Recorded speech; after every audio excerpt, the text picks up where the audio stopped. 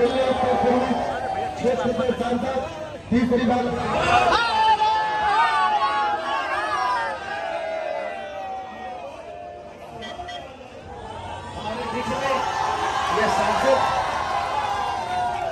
सांसद जी हमारे बीच में आए हैं, जिनका विधायक कर्मा मनोज तिवारी जी को मगर मौर्य जी से आग्रह करते हैं तो गिरजा यादव जी, अजीत सिंह जी बोला। ओम नमः पार्वती पतये हर हर शीतला मैया की, काल भैरव बाबा की, दुर्गा मैया की, पवन सुत हनुमान की। ये हमार सौभाग्य बा, कल हमार चुनाव खत्म भइल, सीधे सीधे उस जगह पे आ गए जिसकी चर्चा आज पूरे संसार में है। जौने गली में खेल खेल के मनोजवा बढ़ल बा, वहीं पे मनोज तिवारी के दिल्ली से भेजल जाता जाओ, तो हमें ऐसा लग रहा है कि आज मेरा बहुत सम्मान हो रहा है। रविंदर जायसवाल जी, आप लोग के विधायक जी, हमनी के संगे संगे मोटरसाइकिल पर घर घर घूमत रहे। विधायक होना, मंत्री होना, सांसद होना एक बात है, और मोदी का सिपाही होने बड़ी बात। हम सभी हैं मोदी जी के सिपाही, पक्का जान लीजिए। अब हो रहा है इस देश में 2024 में 400 के पार। हम हैं मोदी के परिवार। वो जिम्मेदारी पूरी होगी, कौन कौन पूरी करेगा? दोनों हाथ उठा के बताइए।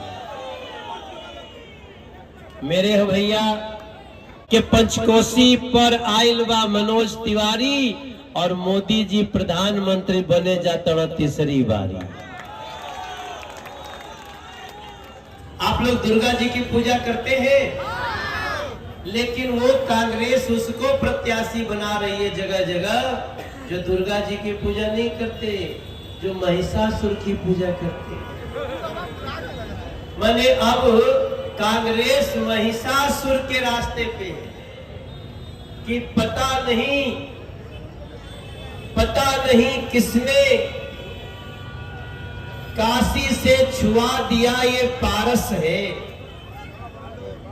पता नहीं किसने काशी से छुआ दिया ये पारस है, और सारा दुनिया जहां से चल रहा है उसका नाम बनारस है।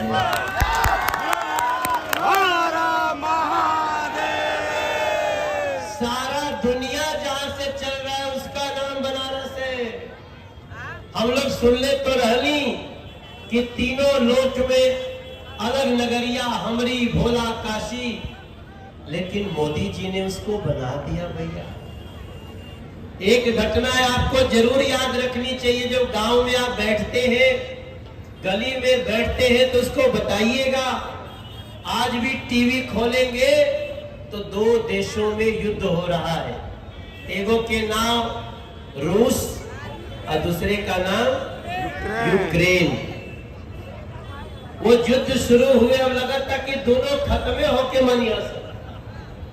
लेकिन उसमें याद रखने वाली बात क्या है मेरे बनारस के भैया दीदी, मेरे पूर्वांचल के भाई बहन, मेरे भैया लोग जो दाहिने खड़े हैं, बाएं खड़े हैं, कुर्सी पे बैठे हैं, पीछे खड़े हैं, तो सड़क पे खड़े हो गए हैं, जो सामने खड़े हैं, जो मंच पे बैठे हैं। याद रखिए, हमारे 23,000 देश के बच्चे जो यूक्रेन में गए थे पढ़ाई पढ़ने, युद्ध में फंस गए। चारों तरफ से बम गोला गिरने लगा, बच्चे अंदर जाके अंडरग्राउंड में छुपे के बैठ गए। देश के प्रधानमंत्री तक खबर गई। देश के प्रधानमंत्री को 23,000 बच्चों की चिंता हुई। एक बच्चा बोरवेल में गिर जाता है ना भैया, पूरा देश खड़ा हो जाता है। एक बच्चा अगर बोरवेल में गिर जाए, 23,000 भारत के बच्चे यूक्रेन में बम के बीच फंसे। कौन है आपका सांसद? सोचिएगा। मोदी जी ने रूस के राष्ट्रपति को फोन किया, युद्ध रोको, हमारे बच्चे फंसे हैं। रूस के राष्ट्रपति पुतिन ने कहा, मोदी जी मैं तो रोक दूंगा, लेकिन दूसरे वाले को कौन रोकेगा। फिर मोदी जी ने यूक्रेन के जेलेंस्की नाम है उसका, उसको फोन किया, प्रधानमंत्री को। आप सोचो हम कौन है, क्या भारत बन गया मेरे भैया। दोनों देशों के प्रधानमंत्री को मोदी जी ने कहा, देखो भाई मेरे 23,000 बच्चे फंसे हैं, अगर तुम लोग युद्ध नहीं रोकोगे तो हम अपने तरह से पेश आएंगे।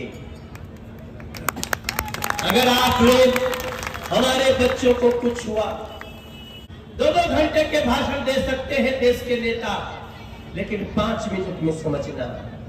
मेरे काशी के भैया लोग, दीदी लोग, मोदी जी ने कहा कि युद्ध रोको, हमारे बच्चों को निकालना है। दोनों देशों ने पूछा कैसे पहचानेंगे आपके बच्चे जा रहे हैं। मोदी जी ने कहा कि बस पे तिरंगा लगा दो, और जब तक बस नहीं पार हो जाए, बस चली, और तब तक जब तक वो बस बच्चों को निकाल करके एयरपोर्ट पे नहीं ला दी, तब तक दोनों तरफ का युद्ध बंद था। ये किसकी पावर थी? ये किसका पावर था? आप कहते हैं मोदी का पावर था, लेकिन मोदी जी कहते हैं ये कमल का बटन दबाने का पावर था। ये काशी के लोगों का प्यार था मोदी जी के लिए, पूर्वांचल का, जो जाति छोड़ के, धर्म छोड़ के एक ही बात कहते हैं, हमें मोदी जैसा चौकीदार चाहिए।